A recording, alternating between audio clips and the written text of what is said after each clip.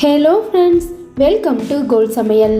இன்றைக்கி நம்ம கோல்சமையல் சேனலில் மஷ்ரூம் பிரியாணி டேஸ்ட்டாக எப்படி செய்யலான்றதை பார்க்கலாம். குழையாமல் உதிரியாக ரொம்பவே ஈஸியாக செய்யலாங்க. கோல்சமையல் சேனலை சப்ஸ்கிரைப் பண்ணிக்கோங்க. பக்கத்தில் இருக்க ஆல்ன்ற பெல்லைக்கான கிளிக் பண்ணிக்கோங்க ஃப்ரெண்ட்ஸ். அப்போ தான் நான் போடுற வீடியோ உடனே உங்களுக்கு நோட்டிஃபிகேஷனில் வரும். காளான் பிரியாணி செய்கிறதுக்காக 200 கிராம் அளவு காளான் எடுத்திருக்கேன். காளானை நல்லா சுத்தம் பண்ணிவிட்டு தண்ணி ஊற்றி 2-3 தடவை நல்லா அலசி எடுத்து வச்சுக்கலாம். காளானில் தண்டு பகுதியோடு தான் சமைக்கணும். பெரிய காளானாக இருக்கனால 2ஆக கட் பண்ணிக்கிட்டேன். சின்ன காளானாக இருந்தால் முழுசாக அப்படியே சேர்த்துடலாம். ரொம்ப பொடிசாக கட் பண்ணிடாமல் இந்த மாதிரி 2-2ஆக கட் பண்ணி எடுத்துக்கோங்க. இதே போல் எல்லா காளானையும் கட் பண்ணி எடுத்துக்கலாம். நம்ம வீட்டில் இருக்க சாப்பாட்டு அரிசியில் தான் இந்த காளான் பிரியாணி செய்ய போகிறோம். 1 கப் அளவு அரிசியை அரை மணி நேரத்துக்கு முன்னாடியே நான் ஊற வச்சுருக்கேன். ஒரு கடாயில் தேவையான அளவு எண்ணெய் சேர்த்துக்கோங்க. நான் 2 குழிக்கரண்டி நல்லெண்ணெய் சேர்த்துருக்கேன். 1 துண்டு பட்டை, 1 அன்னாச்சி பூ, ஏலக்காய்,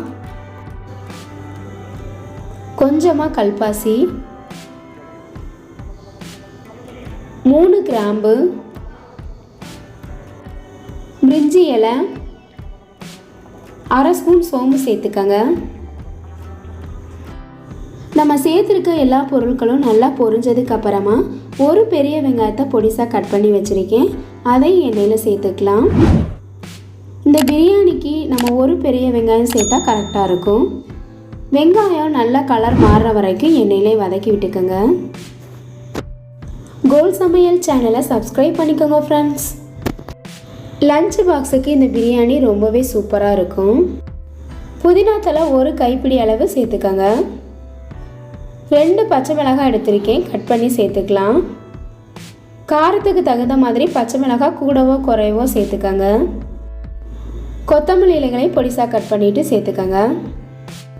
நம்ம சேர்த்துருக்க புதினா கொத்தமல்லி எல்லாம் எண்ணெயிலே நல்லா வதக்கி விட்டுக்கோங்க.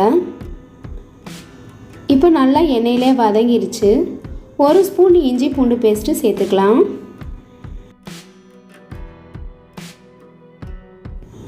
இஞ்சி பூண்டு பேஸ்ட்டோட பச்சை மணம் போகிற வரைக்கும் நல்லா எண்ணெயிலே வதக்கிக்கோங்க.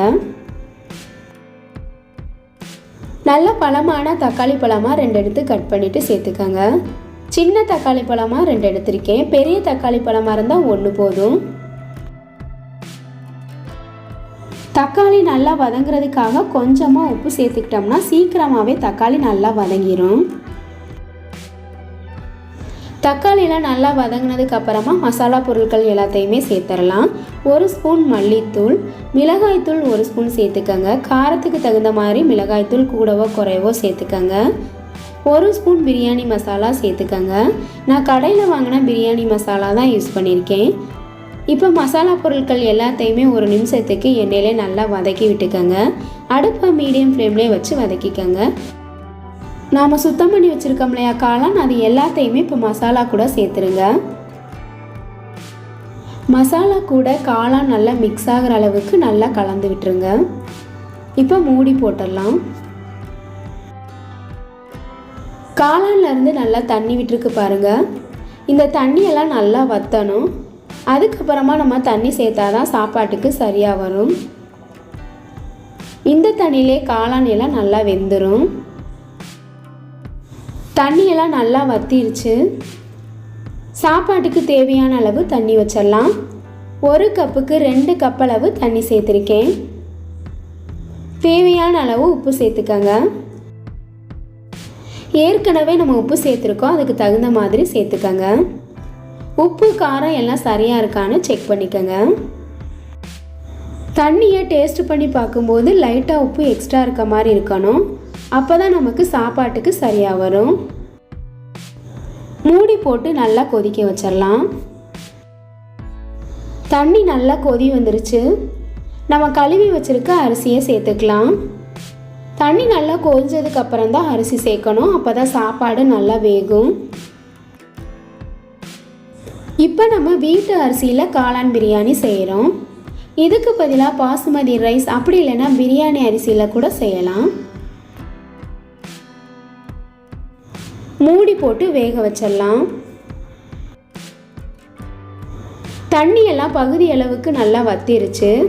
இன்னும் ஒரு 2 நிமிஷத்துக்கு மூடி போட்டு வேக வச்சோம்னா சரியாக இருக்கும். தண்ணியெல்லாம் நல்லா வத்திருச்சு.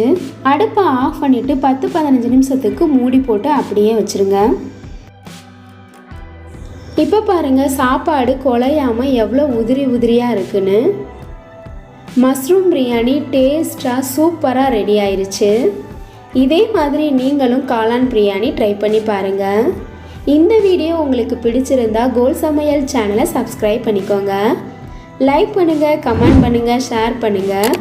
பக்கத்தில் இருக்க ஆல் என்ற பெல் ஐகானை கிளிக் பண்ணிக்கோங்க ஃப்ரெண்ட்ஸ். அப்போ தான் நான் போடுற வீடியோ உடனே உங்களுக்கு நோட்டிஃபிகேஷனில் வரும். Thank you friends.